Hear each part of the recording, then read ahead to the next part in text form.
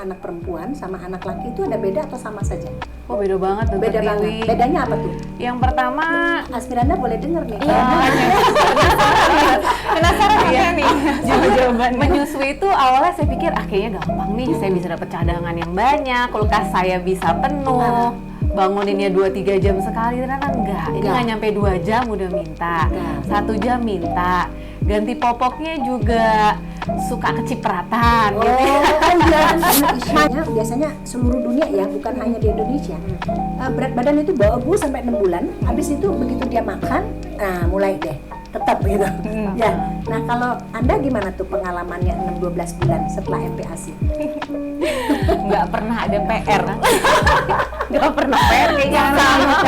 Lihat aja hasilnya. BSA-nya bilang gini, saya bingung mau kasih PR apa ya, Ma? Udah nggak ada PR, udah deh kita ketemunya 6 bulan lagi aja. Oh, gitu. Bunda Podcast. Halo, kita jumpa lagi dalam Bunda Podcast. Kali ini saya membawakan 2 ibu yang hebat. Satunya adalah teman yang sering kali ketemu di kamar operasi, yaitu Dr. Mary. Hai. Satunya adalah ibu yang tidak kalah hebatnya dan banyak ibu juga belajar dari beliau adalah Asmiranda. Halo. Dan ini adalah Asmiranda kecil. Siapa namanya? Chloe. Chloe hari ini baru sekolah ya, yang hari pertama kan? Oke ya, kita akan bincang-bincang tentang bagaimana Asmiranda dan Dr. Mary membesarkan anak. Yang satunya anaknya udah berapa? Yang ketiga ini baru 40 hari. 40 hari. Yang pertama sudah mau 8 tahun. 8 tahun. Yang kedua 6 tahun. 6 tahun. Yang ini 40 hari. Tapi 40 hari itu kira-kira pelajaran 2 anak itu sama atau tidak? Oh, banyak yang berbeda. Oh, banyak yang berbeda. Karena usianya juga udah beda banget, Jauh Dr. Dewi. banget, Usia ya. sayanya ya. Oh. Secara fisik, secara kemampuan manage-nya juga tentu berbeda. Tapi yang jelas tentu belajar untuk lebih baik dari pengalaman pertama dan Yang kedua. pertama kedua ya. Kemudian yang satunya Asmiranda satu ya baru ya. Baru satu. Baru satu dan akan kedua. Mudah-mudahan ya. Mudah-mudahan Doakan saja, Dok. Iya.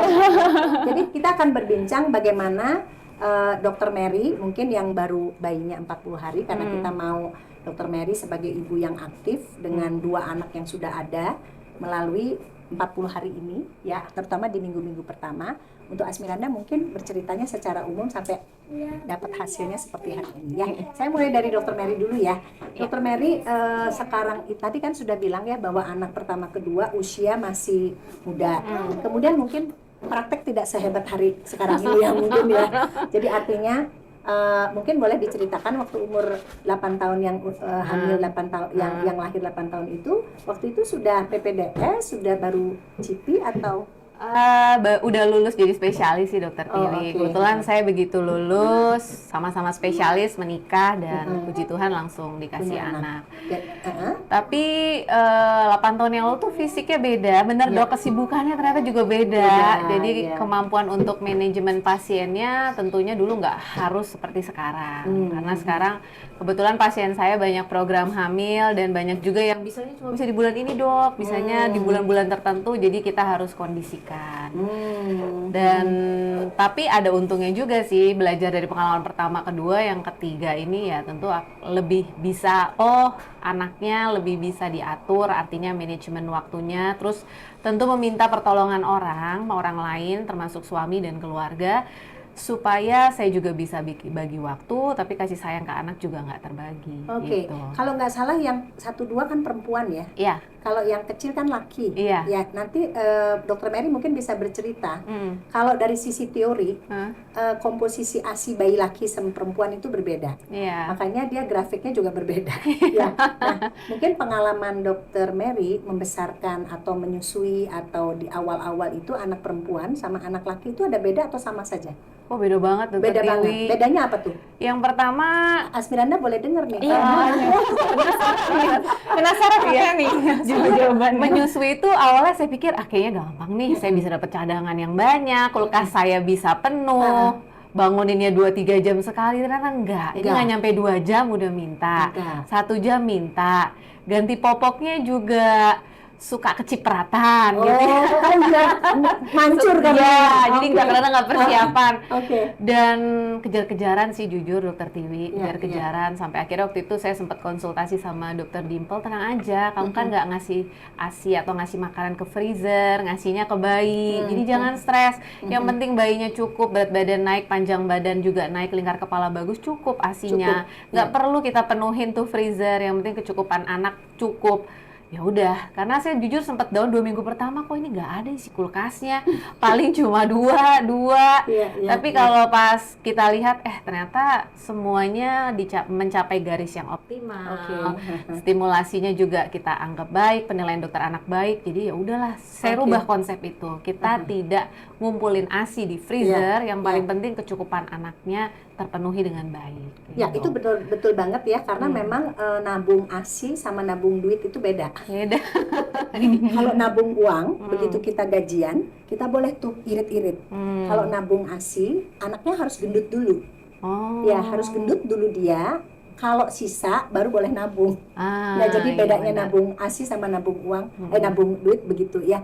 Kemudian yang kedua, sebenarnya sih kalau bayi laki itu kalau kita lihat di kamar praktek ya, ini saya juga belajar dari pasien-pasien Dokter Mary yang datang ya, kembar, itu biasanya anak laki itu kayak bondingnya lebih kuat daripada anak perempuan. Jadi saya pernah punya bayi 3 ya, 2-nya laki, 1-nya perempuan. Ini yang laki ini rebutan sama ibunya nyusu, tapi yang perempuan tuh nunggu dulu, nunggu tenang gitu ya. Jadi saya belajar dari kasus yang ada tuh kayaknya laki itu kayak lebih mau dipeluk bayi laki itu. Ya, betul nggak sih? Betul banget. Betul banget ya. Iya, ini kalau yang saya perhatikan ya dari kakak-kakaknya, ini maunya nempel terus ke mamahnya, maunya dipeluk, tidur dipeluk, apa dipeluk gitu. Ya nggak tahu sih apa memang kebetulan aja, tapi ternyata emang benar ya Dokter Tiwi ya. Iya. Dan itu baik untuk bonding di awal ya. Saya ke Asmiranda ya, Dokter Anda. Kalau psikolog sebelahnya dia udah kayak psikolog. Iya benar-benar. Dokter sebelahnya dia kayak benar-benar. Diaminkan boleh nggak sih? Iya. Anda mungkin kita ini ya flashback yang tadi ya, mungkin ingat-ingat gitu ya, karena Chloe sekarang udah umur 4 tahun. Iya, 4 tahun, jalan 4 tahun 7 bulan. 4 tahun 7 bulan ya, jadi saya salah satu fansnya Chloe nih ya, karena saya lihat Chloe tumbuh dengan baik gitu ya. Saya ingin Anda sharing di sini ya, dari awal sampai menyusui, melalui menyusui itu, apakah sama horornya sama Dokter Mary atau enggak ya, karena kan Chloe kebetulan perempuan. Kemudian bagaimana menyelesaikan sampai 2 tahun itu. Silakan. Kalau aku mungkin deg-degannya tuh pas mau melahirkan dokter, karena buat aku tuh pertama kali kan dokter, pertama kali hamil, memang waktu itu puji Tuhan banget berhasil karena IVF sama program sama Dokter Mary gitu, langsung berhasil saat itu pertama kali program. Kemudian pas hamil tuh bener-bener dinanti-nanti, kemudian dijaga baik-baik sampai 9 bulan, sampai benar-benar diukur gitu, 40 weeks nih Anda kita lahirkan gitu sama Dokter Mary juga semuanya baik, hasilnya baik, dicek. Dan udah pas lahiran tuh, aduh bisa nggak ya nanti nyusuinnya. Nah itu dagdikduk dokter. Karena kan walaupun udah belajar saat itu laktasi gitu kan, bagaimana nantinya, apakah aku mampu gitu, ASI-nya apakah cukup gitu. Karena kan tetap ada takut-takutnya gitu dokter, tapi harus tenang gitu. Ya aku cuma bisa nenangin diri aku, harus happy gitu kan. Tapi begitu lahir, nggak tahu gimana ceritanya dokter, tapi Chloe itu langsung nempel.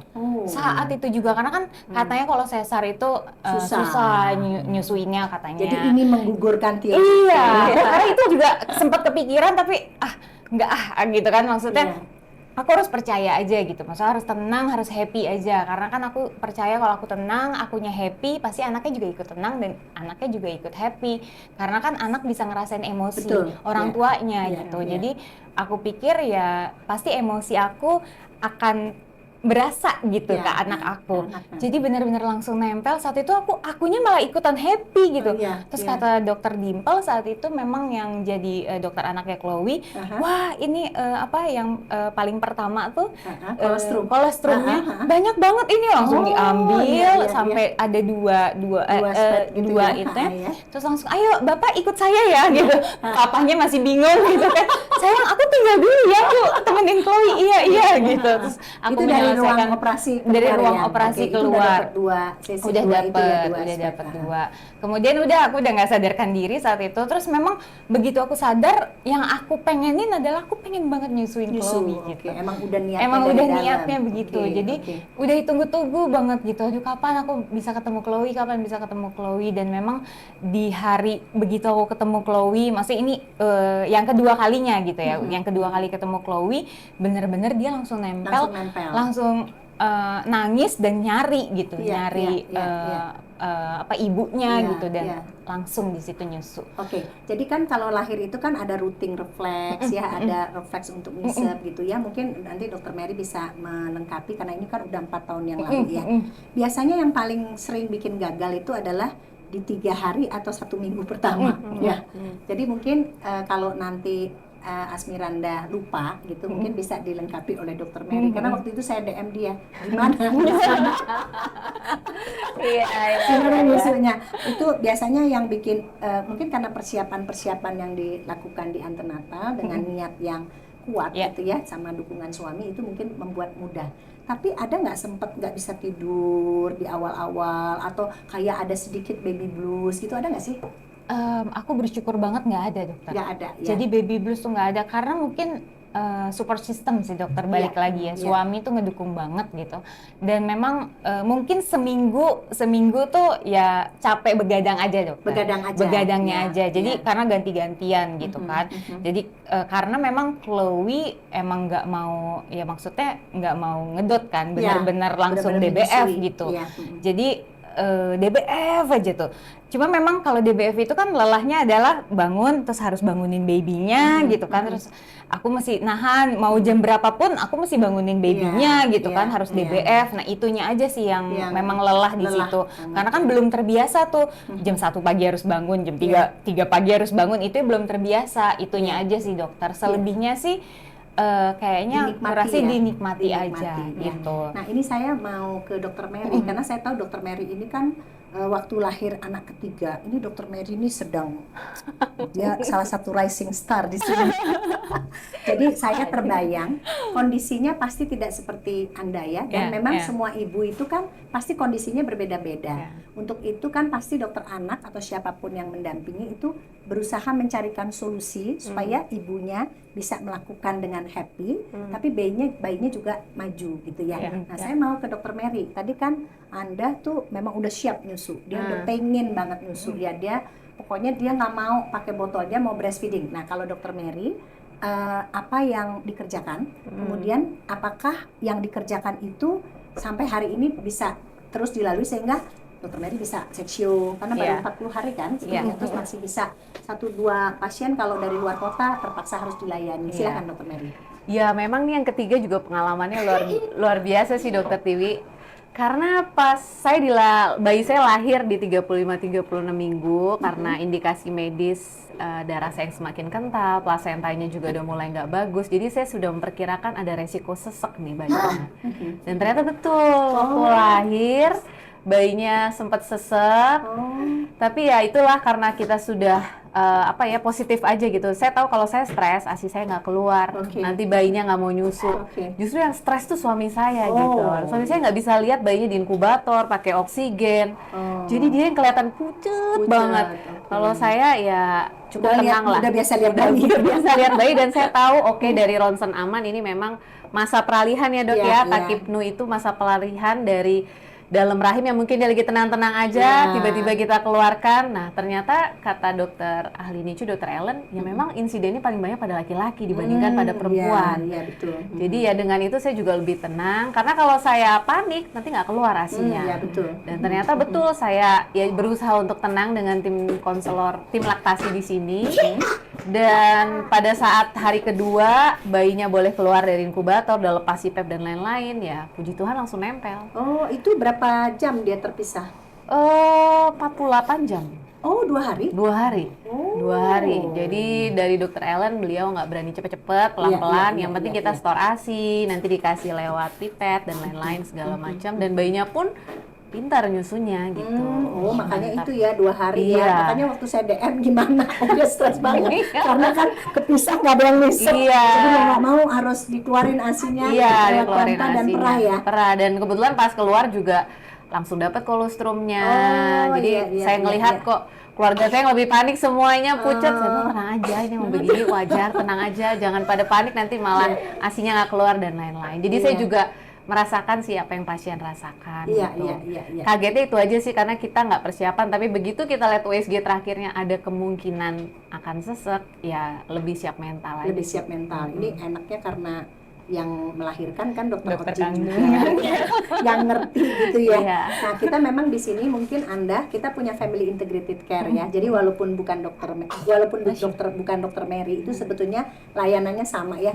Jadi berusaha untuk ibu itu ditenangkan. Jadi artinya tidak fokus ke bayi aja, si ibu dibantu untuk perah. Kalau dia udah bisa jalan dia bisa lihat bayinya ya. Jadi bisa memacu produksi ASI gitu ya. Nah, nanti saya balik lagi ke Anda ya. Tadi kan sebenarnya karena ada pemisahan, itu bedanya memang seksio itu risiko itu ada selalu. Sehingga kalau lahir normal itu buat dokter anak hadiah. Kadang-kadang dari rumah aja. Kalau lahir seksio itu tidak dibuka. Kalau dokter anak belum ada gitu ya. Nah, saya balik ke Anda ya. Tadi kan begadangnya banyak ya. Tapi karena mau menyusui terus itu ada seperti tadi harus perah-perah atau memerah atau enggak sama sekali sampai 6 bulan itu. Nah, lucunya ceritanya agak mirip sama dokter Mary. Oh, okay. Jadi aku justru udah persiapan kan katanya bisa aja ASI-nya banyak gitu. Iya. Jadi aku waktu itu minta papa mamaku bilang gini, Anda mau dibeliin apa gitu persiapan lahiran. Beliin ini aja Ma, Pak. Beliin freezer. Siapa tahu untuk ASI gitu. Mau jualan ASI. Gitu. Ceritanya pede aja gitu kan. Ternyata anaknya DBF gitu kan, nggak mau diperah. Terus ternyata nggak perlu diperah. Jadi itu freezer kosong. Gitu. Jadi aku bingung, ya apa yang diperah ya anaknya. Cuma aku sempat konsultasi pada saat bulan keempat gitu. Kok Chloe memang tetap DBF gitu. Tapi aku tanya, Dokter Dimple, ASI aku tuh sebenarnya cukup nggak sih untuk Chloe? Kok aku ngerasanya Chloe tuh ASI terus, tapi kayaknya tuh aku udah jarang yang udah nggak bengkak gitu. Emang begitu, Mama tenang aja. Tapi kok aku tuh ngerasa kayak kurang gitu. Enggak, Chloe pasti cukup. Jadi memang Dokter Dimple justru yang menenangkan aku gitu. Karena kan aku ngerasa cukup nggak sih dokter? Tapi beneran dokter cukup gitu. Sampai kita video callan. Coba deh Mama cara nyusuinnya gimana? Video callan, cara menyusuinya. Udah bener, itu udah bener kok, udah aman. Jadi itu enaknya di rumah sakit kita ya. Satu, dokter-dokter anaknya kebanyakan konselor. Yang kedua, level berikutnya adalah banyak konselor di sini. Sehingga kita punya tim yang sangat solid ya. Nah, kemudian biasanya kan memang di 4-6 bulan itu nanti mungkin dokter Mary di situ juga mulai anak distraksi, matanya mulai nggak fokus gitu ya. Kadang-kadang ada beberapa ibu yang bekerja itu kesulitan di menyediakan ASI perah. Ini kan kebetulan mungkin dokter Mary nanti yang mungkin harus hati-hati karena sekarang 40 hari berapa kilo beratnya naik? Udah 4,8. Lahirnya berapa kilo? Lahirnya 3 kilo terus turun kan dok? 2,8. Jadi 1,8 40 hari itu luar biasa. Ya jadi kan biasanya 30 sampai 40 gram per hari. Jadi itu udah bagus banget ya. Nah, kalau tadi ya kalau biasanya kan problemnya di 4-6 bulan nih. Biasanya ya kalau yang di rumah Chloe mau bicara, ikut sini Tante Tiwi kasih tahu yuk, mau nggak? Oke, sini. Kita lagi cerita Chloe lagi 4 bulan loh. Nah, waktu 4-6 bulan itu masih tetap bisa gampang nyusu dan biasanya memang dokter anak itu kan melihat berat badan kalau yang breastfeeding, ya. Itu masih tetap bagus sampai bisa menyelesaikan terus MPASI atau duluan MPASI-nya? Masih terus bagus. Sampai 6 bulan? Sampai 6 bulan. Oke, ya jadi itu semua ibu mendambakan. Nah, Iya.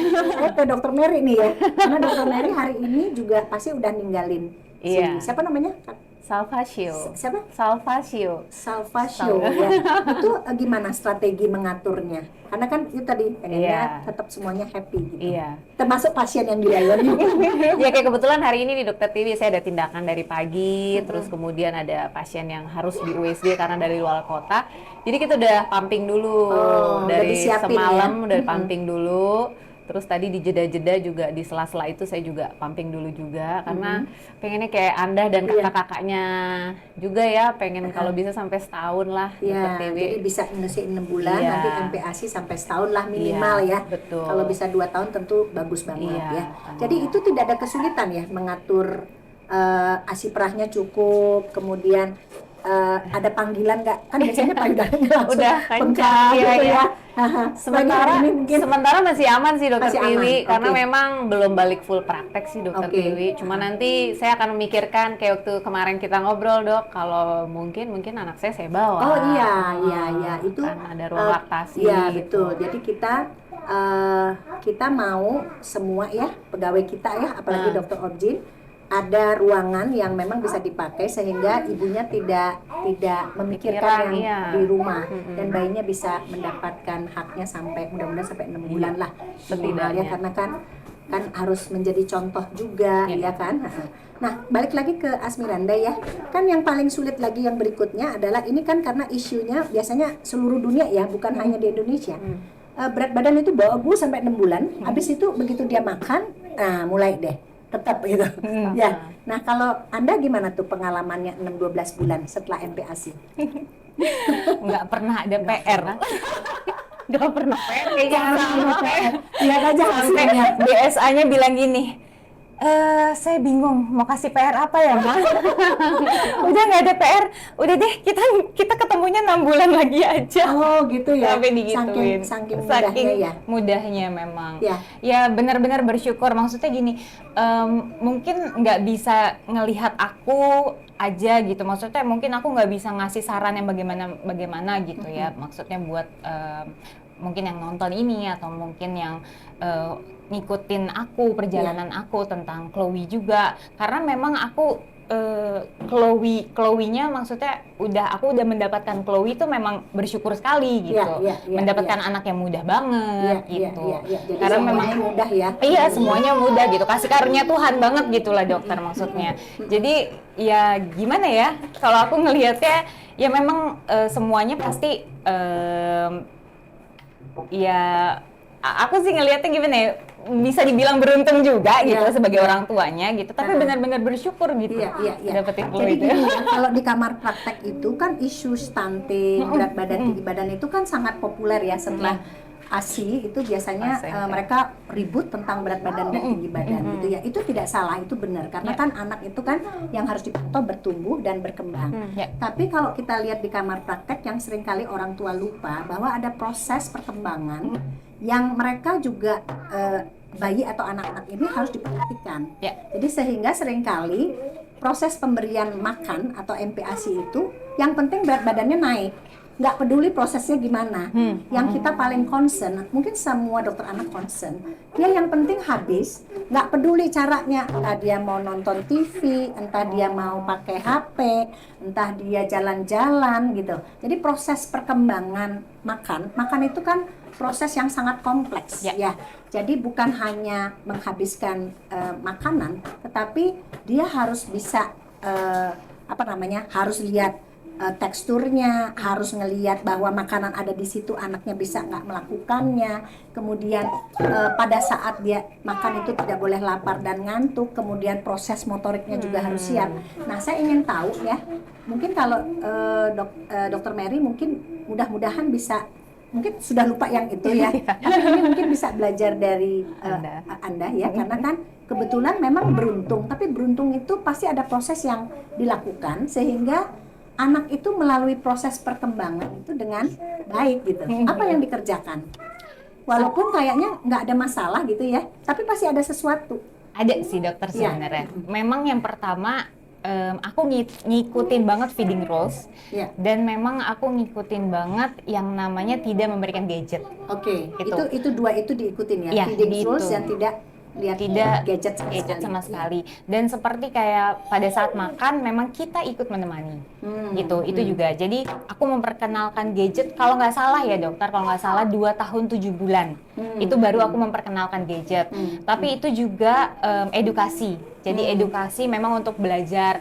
Jadi Chloe bisa pencet tab, kita bisa belajar nulis A, B, C, kemudian bisa puzzle di situ, kemudian bisa mendengar musik di situ, bisa mendengar bicara-bicara kayak bahasa Inggris gitu, karena kan kita pakai bahasa Indonesia sehari-harinya. Kemudian Dan selalu mendengar didampingi. musik dan selalu didampingi dan selalu ada jamnya. Jadi ada screen time-nya. Gitu, ada maksimum. Jadi pada saat 2 tahun 7 bulan aku kasih batasan 1 jam. Tapi aku potong-potong. Misalnya 30 menit, 30 menit gitu. Pokoknya sampai 1 jam atau misalnya 20 menit, 20 menit, 20 menit misalnya gitu. Kemudian pas dia saat makan tidak ada nonton sama sekali. Kemudian jadi pernah juga aku mencoba, kayaknya Chloe udah ketagihan nonton nih. Jadi aku bikin ada masa itu ya? Ada masa itu. Jadi aku bikin, Chloe kayaknya harus puasa nonton deh. Kita puasa nonton dulu ya. Bisa kok puasa nonton sampai 6 bulan nggak nonton sama sekali malah. Gitu. Jadi benar-benar nggak nonton sama sekali gitu. Jadi ternyata bisa anak diajak bicara tuh bisa, karena memang aku ngajakin Chloe itu komunikasi terus gitu. Nah kemudian tidak nonton dan tidak main dan tidak sambil jalan, pokoknya makan tuh duduk gitu. Karena kan aku juga sering lihat kayak misalnya ada beberapa teman-teman aku, mereka tanya ke aku, kok bisa sih Chloe itu anteng makan duduk gitu, tenang gitu, bisa makan sambil duduk, dan dia kalau sekarang dia makan sendiri. Dan aku happy banget gitu, karena tadi ini kan hari pertama dia sekolah, dia kasih tahu makanannya habis, bener-bener kosong, makanan bekalnya kosong. Terus tadi Chloe makannya duduk, makan sendiri, Chloe makan sendiri, makan duduk, mama. Wow, hebat ya Chloe gitu. Jadi mamahnya kan jadi bangga gitu ya dokter. Itu mamanya bangga dan dia lihat ya bahwa gitu ya. Dan itu yang aku lakukan sih dokter, dan kita juga menemani. Jadi pada saat kita menemani, misalnya sambil kalau misalnya dia masih ngunyah, kita nggak ajak ngobrol. Jadi kalau dia udah nggak ngunyah, kita baru ajak ngobrol. Atau memang aku makan bareng sama Chloe gitu. Sama-sama. Iya, papahnya juga makan bareng sama Chloe gitu. Ini baik ya untuk Dokter Mary, karena kita sebetulnya belajar juga banyak dari ibu yang datang ya. Sebetulnya kalau saya simpulkan ya, makan itu dia perlu bonding dan perlu trust gitu ya. Nah bonding dan trust ini dibentuk itu nggak bisa 1-2 hari atau 1-2 bulan. Jadi bonding yang sudah dibangun selama 4 atau 6 bulan itu membuat sebetulnya ibu dan bayi itu saling percaya. Sehingga kalau tanda bahwa anaknya ini bosen nih, anaknya ini tidak lapar nih, anaknya ini gak suka ini, itu kayaknya akan terbentuk dengan baik kalau bonding itu bisa diciptakan. Bonding itu sebenarnya menyusui itu adalah bonding yang otomatis terjadi. Tapi bonding itu tidak satu-satunya itu sebenarnya ya, kalau untuk ibu bekerja di mana dia nggak bisa punya waktu untuk menyusui seperti Anda ya. Dia bisa melakukannya misalnya dengan kalau dia mandiin atau gantiin popok itu interaksi itu dipertahankan, itu akan membuat mandiin, ngajak main itu sebetulnya bonding dalam bentuk lain. Walaupun kalau menyusui itu otomatis. Ya, saya bahkan kurang setuju kalau pada ibu-ibu tuh kan kalau udah nyusu itu kadang merasa aman kalau udah nyusu, gitu, sehingga 10 bulan kalau nggak mau makan ditetein, nanti umur setahun kalau nggak mau makan ditetein. Jadi dia udah ngerasa sangat confidence bahwa anaknya tidak ada masalah kalau dengan menyusu. Nah itu yang kita mungkin harus luruskan, bahwa anak itu tidak bisa hanya menyusui, harus ada yang lain. Nah MPASI atau makan itu sesuatu yang sangat membutuhkan perkembangan yang ibaratnya tuh dari bawah banget dia harus naik kelas gitu ya. Jadi kayak menyapu sendok, menelan, memperhatikan, fokusnya harus baik, itu yang tadi Anda bilang ya. Jadi mungkin Dokter Mary karena sekarang kan masih umur 40 hari dan masih panjang perjalanannya, dan mungkin intuisi dan hatinya, instingnya itu dipakai banget. Ya karena kadang-kadang saya juga belajar dari kamar praktek ya. Ada orang nyusu tapi dia nyambi. Ya, nyambi misalnya baca WA gitu ya. Itu berdampak pada bayi. Oh. Jadi kadang-kadang bayinya yang pintar dia gitu-gitu tangannya, maksud kakinya. Dia maunya mungkin Fokus. fokus lah. Ya. Ada gitu nggak sih waktu si Nah, aku taruh. Jadi benar-benar aku ngajak dia ngomong. Oke, nah itu yang kenyang ya Chloe, Iya, yang kenyang ya yang Chloe kenyang, gitu. ya. Jadi artinya interaksi itu bisa disampaikan dalam bentuk perilaku. Kalau dia lagi ngantuk-ngantuk, mungkin kita nggak bisa ini, tetapi mungkin eratnya pelukan kita itu benar-benar bisa dirasakan oleh bayi ya. Oke. Nah, sekarang saya balik nih ke Dokter Mary ya. Dokter Mary ini karena ya mungkin banyak ibu-ibu yang kayak Dokter Mary kondisinya yang kayak Anda ini jarang ya, sedikit ya saya rasa sih. Tapi maksudnya kalau yang seperti Anda udah pasti hasilnya seperti ini. Tapi mungkin Dokter Mary harus punya strategi-strategi di mana dukungan dari sekitar itu kan penting banget. Nah sekarang gimana tuh ngaturnya Dokter Mary? Ya jadi jujur emang bisa kayak Anda ini luar biasa ya. Dia dari hamil aja dia positif thinking terus. Maksudnya saya kasih tau, Anda nggak usah baca-baca medsos atau apa, dia juga nggak ini. Jadi itu salah satu yang membuat dia tuh ya kayaknya yang percontohan si Dokter Tiwi ya. Jadi bukunya dia adalah bayinya ya. Iya. Instagramnya bayinya gitu. Iya. Kadang-kadang soalnya gitu ya sih Anda. Iya kayaknya bener-bener. Kadang-kadang orang terjebak media sosial jadinya kan nggak ini, padahal ya jelas lah ya buktinya, karena memang feeding rules dan lain-lain itu kan memang sudah ada ya dok di keilmuan. Sedangkan kalau yang di media sosial tuh kadang keilmuannya kan nggak ada dok. Jadi menurut saya ya Anda ini contoh baik sih, hamilnya juga positif nurut, ya outputnya juga baik. Bagus ya. Nah begitu, kalau saya ini kan memang dari anak pertama, kedua memang pakai pengasuh ya dok ya, pakai pengasuh bekerja dan sekarang paling berat ini pakai pengasuh dan pasti nggak mulus ya dok. Selalu ada konflik dengan pengasuhnya, konflik antara pengasuh dengan orang tua saya, dengan suami saya, karena nggak sejalan pasti. Beda sama ibu rumah tangga yang memang full dia ngeliat dan pengasuh mungkin hanya bantu cuma di sisi nyiapin popok dan lain-lain. Dan yang saya belajar dari dua pengalaman sebelumnya, kita harus lebih tegas dengan pengasuh. Itu yang saya punya ya dari sekarang. Termasuk dari sekarang saya yang bikin timetable nih, jemur jam segini, ini jam segini, nyusu jam segini, nggak boleh dikasih nonton, mbaknya nggak boleh pegang handphone gitu-gitu dok. Jadi memang dulu saya pikir, aduh kita harus baik nih sama pengasuh supaya pengasuhnya nggak kabur. Itu yang saya lihat dari pasien-pasien saya. Udah dok, terima aja. Ternyata nggak boleh. Ternyata nggak boleh. Kita yang harus pegang peranan. Karena 1000 hari pertama kehidupan kan tanggung jawab memang masih full ya dok ya, orang tua. Jadi kalau kita gagal di 1000 hari pertama ini ya berikutnya pasti jelek lah. Dan termasuk dalam pola pengasuhan, pola pengawasan. Yang saya lakukan saat ini ya untungnya karena ada beberapa orang, jadi kita saling bilang kalau dia nggak bagus kasih tau saya, kamu tidak berhak untuk memarahi, tapi saya yang akan marahi dia. Begitupun juga karena ada mertua dan juga orang tua saya, ya mereka bergiliran datang. Karena jujur semakin kita lihat berita tuh banyak ya dok, pengasuh yang tidak baik. Dan jujur saya kayaknya tiap kali pasien ganti lihat CCTV. Tiap kali habis operasi CCTV dulu, saya langsung lihat gitu ya. Dan itu membuat saya tenang, karena ya tentu ada rasa bersalah sih dok, meninggalkan anak di rumah. Tapi ada tanggung jawab juga dan harapan pasien yang diberikan ke saya. Tetapi pengalaman yang paling saya rasa agak krusial itu adalah dalam memilih pengasuh, mendidik pengasuh, dan menyerahkan timing anak kita ke pengasuh. Ya, gitu. Itu bagus banget ya, karena memang anak itu harus konsisten. Dia nggak bisa ubah-ubah. Kalau ubah-ubah dia biasanya akan jadi berantakan, itu akan sulit ya. Saya beralih ke Asmiranda ya, saya pengen tahu bagaimana proses menyapihnya ya. Biasanya kan kalau yang saya lihat ya di kamar praktek, kalau yang breastfeeding itu biasanya nyapinya susah banget.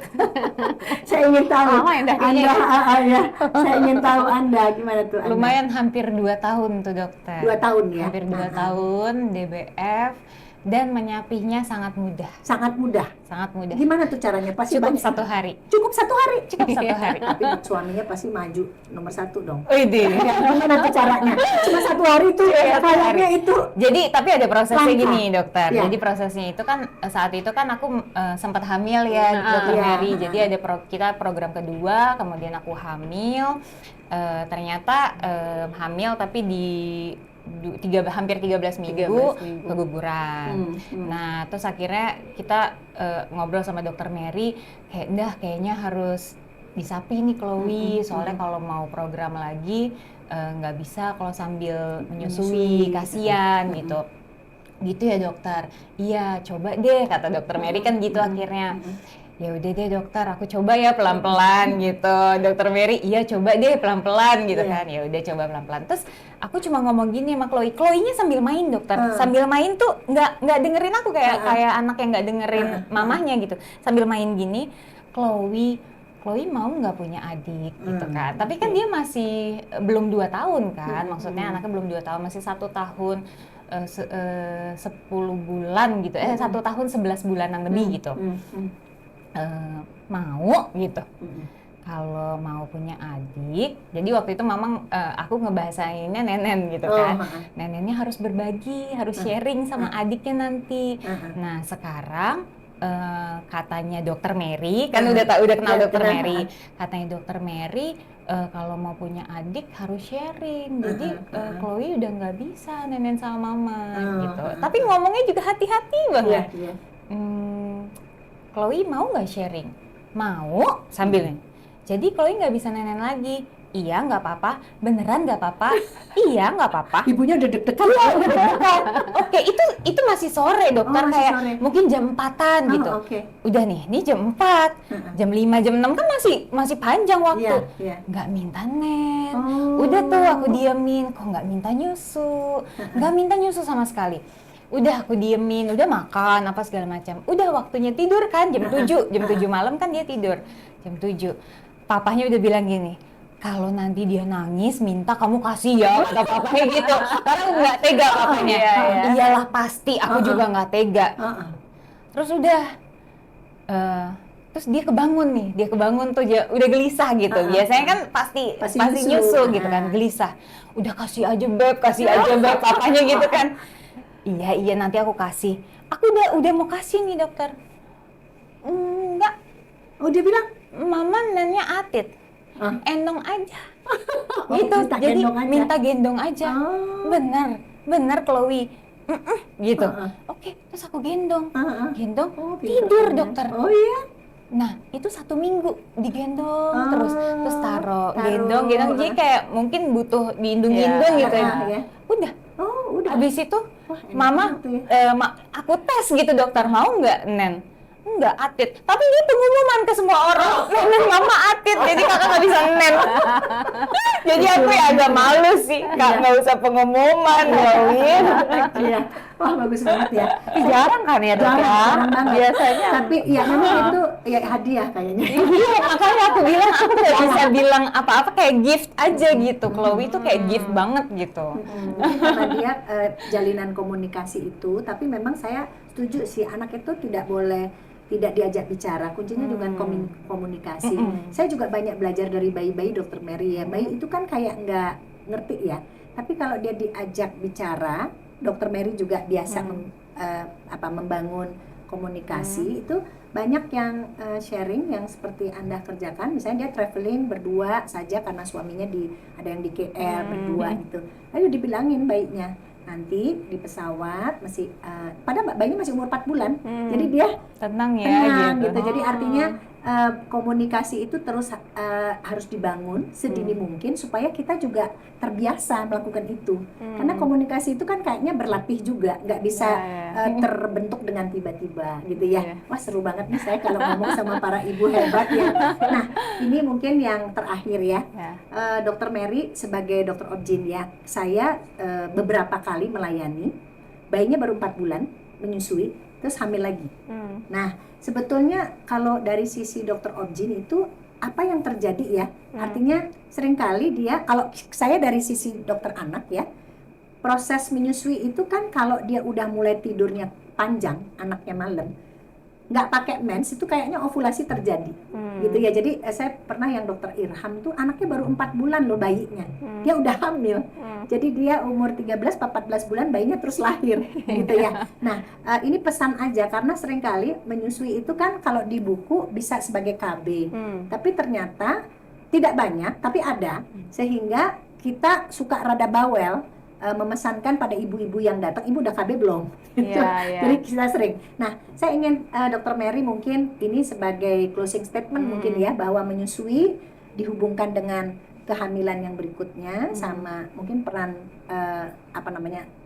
kalau dia mau milih KB itu apa yang dipilih? Silakan Dokter Mary. Ya, buat para ibu hamil atau ibu yang mau hamil atau sedang menyusui juga ya, ya selalu berpikir bahwa 1000 hari pertama kehidupan itu adalah tanggung jawab seorang ibu. Salah satunya adalah pada saat proses menyusui. Menyusui segimana yang kita tahu itu luar biasa, bahkan saya pernah lihat ada video tuh kalau di bawah mikroskop tuh ternyata ada bakteri hidupnya dan segala macam, itu udah ciptaan Tuhan. Jadi optimalkan tubuh kita untuk bisa menyusui sampai usia 6 bulan setidaknya. Dan bagaimana jika dalam 6 bulan itu ternyata sudah keburu hamil, ya kita lihat sebenarnya case by case. Ada beberapa kasus yang tidak menimbulkan gejala apa-apa, seperti tidak kontraksi, tidak flek, ya udah jalanin aja. Dan beberapa pasien saya juga akhirnya sampai berhasil tandem, tapi begitu bayinya lahir, ternyata kakaknya mau berbagi dan akhirnya stop dan akhirnya sudah tidak menyusui lagi. Lalu untuk yang tentunya yang paling penting nih saya lihat di ruang praktek adalah tolong bapak-bapak dan juga keluarga mensupport untuk ibu menyusui. Kadang-kadang ucapan yang sedikit atau melukai itu melukai, atau kadang-kadang bapak-bapak tuh malah ada pasien saya kemarin kontrol, bapaknya udah langsung bikin sufor, Dok. Karena kayaknya ngelihatnya anaknya masih lapar terus gitu ya. Tiba-tiba ditanya bayinya mana, ternyata bapaknya udah bikin sufor. Ternyata itu cukup melukai hati seorang ibu. Padahal mungkin yang dibutuhkan bayi itu gendong aja dulu, bapaknya nenangkan, ibunya mungkin makan minum sebentar, maka keluar ASI. Jadi support dari suami, keluarga, juga para suster dan ART di rumah juga tentunya harus membantu mendukung. Tapi ingat, yang mengambil peranan paling penting adalah ibu itu sendiri. Ibu sendiri ya. Oke. Terima kasih Dokter Mary. Nah, saya terakhir saya ingin Anda memesankan ya pada masyarakat, karena kan kita lihat Chloe tumbuh dengan baik.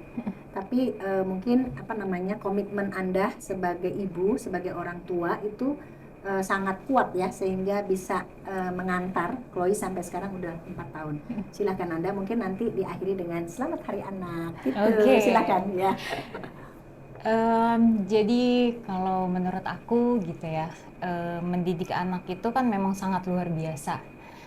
Kasih, komunikasi itu yang selalu memang aku gunakan untuk selama ini untuk tumbuh kembangnya Chloe.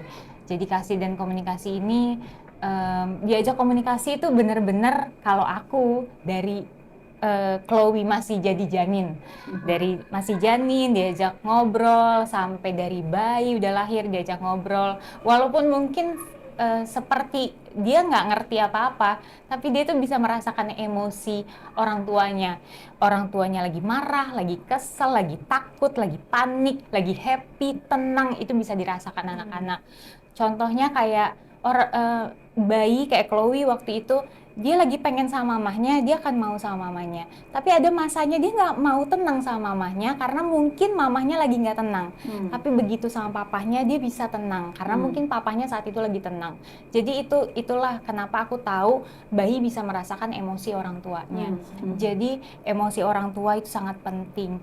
Kasih juga penting, komunikasi juga penting, dan jangan jadikan anak ajang balas dendamnya kita pada saat mungkin kita lagi marah sama suami terus anak jadi balas dendam gitu. Pelampiasan ya, jangan jadi pelampiasan kita, atau jangan jadi ajang balas dendam. Dulu kita pernah diomelin orang tua kita, caranya mungkin dipukul atau dimarahin. Jangan, caranya sekarang adalah berbeda dengan cara zaman dulu kita. Dulu kita paham diomelin orang tua, mungkin dulu cara misalnya ya papaku misalnya mukul aku, tapi dulu aku nggak marah karena memang sekarang aku pas dewasa aku ngerti, oh caranya papaku mukul aku tuh ya karena biar aku tuh lebih tough, biar aku tuh lebih ngerti gitu. Tapi kalau sekarang beda, kalau pukul mungkin anak bisa pukul kita balik gitu kan? Benar, karena berbeda. Jadi kita juga harus jadi orang tua juga harus mengerti zaman lah gitu. Jadi memang sih kita harus banyak belajar. Punya anak itu makin bertambah tahunnya, makin kita harus makin belajar. Jadi jangan pernah putus buat belajar. Kita pokoknya harus tetap semangat dan banyak-banyak sabar. Karena jadi ibu itu kuncinya cuma sabar aja. Iya. Pokoknya kalau pokoknya sabar itu nggak ada batasnya. Karena kalau sabar nggak ada batasnya, wah itu mantap deh pokoknya. Itu kuncinya. Ya. Jadi untuk terakhir kali mungkin Dokter Mary dan Anda boleh mengucapkan selamat Hari Anak dan mungkin harapannya untuk anak-anak di Indonesia. Dokter Mary dulu mungkin ya. Silakan Dokter Mary.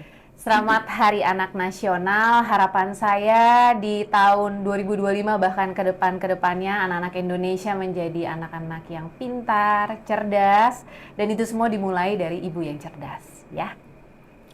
Selamat Hari Anak Nasional dan semoga banyak anak-anak luar biasa di luar sana yang bangga dengan dirinya sendiri dan pastinya dimulai dari keluarga. Oke, terima kasih banyak Dokter Mary. Anda Dr. hari ini Mary. sudah berbagi banyak sekali. Yang satunya bekerja mungkin dari rumah dan mengambil komitmen total untuk menjadi ibu. Terima kasih banyak. Selamat Hari Anak Nasional dan mari kita dukung ibu menyusui tetap bisa bekerja, tetapi tetap bisa menyusui. Dadah.